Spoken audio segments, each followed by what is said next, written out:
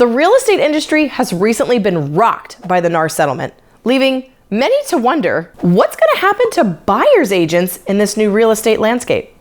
I am not an attorney, so I'm not going to comment on new possible procedures or rules or strategies, because honestly, it's ever changing at this point.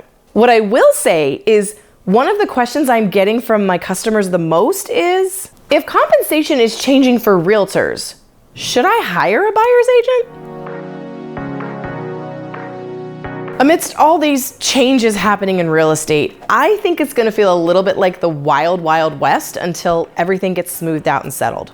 But I do think that buyer's agents and their compensation is here to stay.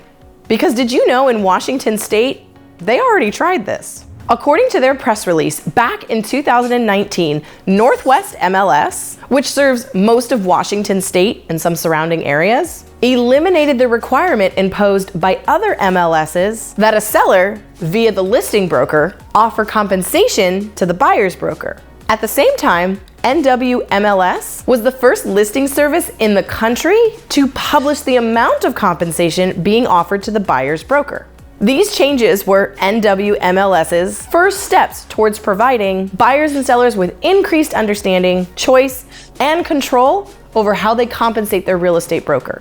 The goal was transparency for both buyers and sellers. So let's back up just a second. If what I said made no sense, let's talk about really quickly how realtors get paid. First of all, real estate compensation has always been negotiable. Sellers have always been able to negotiate that, and sellers have always been able to put a sign in their own yard and sell a home themselves. But what we see a lot of times in our industry is a seller offers a certain compensation to the listing agent. And then the listing agent chooses to co-broke and split that compensation with the buyer's broker on the other side. How that's split and how much that is, totally negotiable depending upon your agent.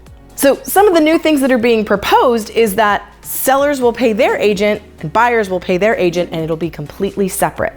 So to jump back to what the NWMLS did a few years ago, they allowed sellers the option to offer zero compensation to a buyer's broker or any other amount that they preferred. What is absolutely fascinating about this, according to an article from mattcurtisrealestate.com, over this period in the NWMLS, over 99.3% of sellers still offered a buyer's broker commission, with 94.5% of them offering a co-broke greater than 2%.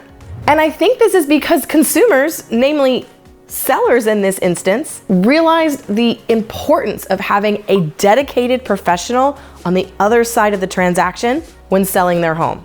Realtors help buyers avoid so many pitfalls during the transaction. How to obtain financing, and perhaps most importantly, how to keep it. No, Mr. and Mrs. Buyer, you don't get to go buy a car or open a credit card before closing. Buyer's agents help their buyers understand what to expect from inspections and coach them up on what's just a cosmetic issue that's not a huge deal and what they should be asking for from a seller. They keep track of important deadlines and deposits. In fact, did you know that on average, a buyer's agent provides over 90 services to their customer during a transaction?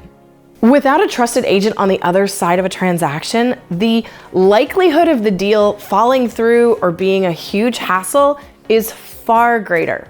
And you may hear that and say, well, fine, let the buyer pay their own agent.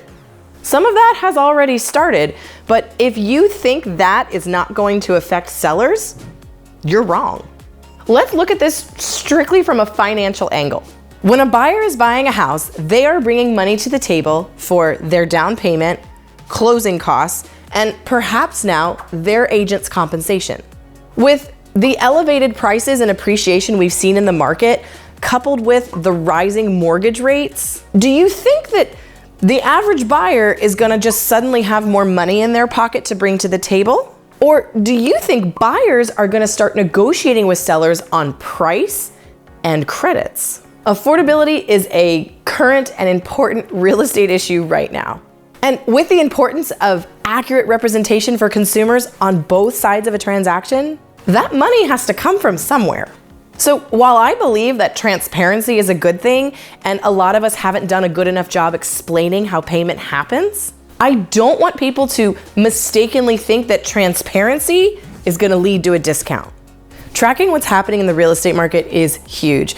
You're about to either offload or purchase one of your biggest financial assets. And right now the market is being super driven by mortgage interest rates. So make sure that you're tracking what's happening. I'm Lindsey Johnson, your resource for all things real estate. See you next time.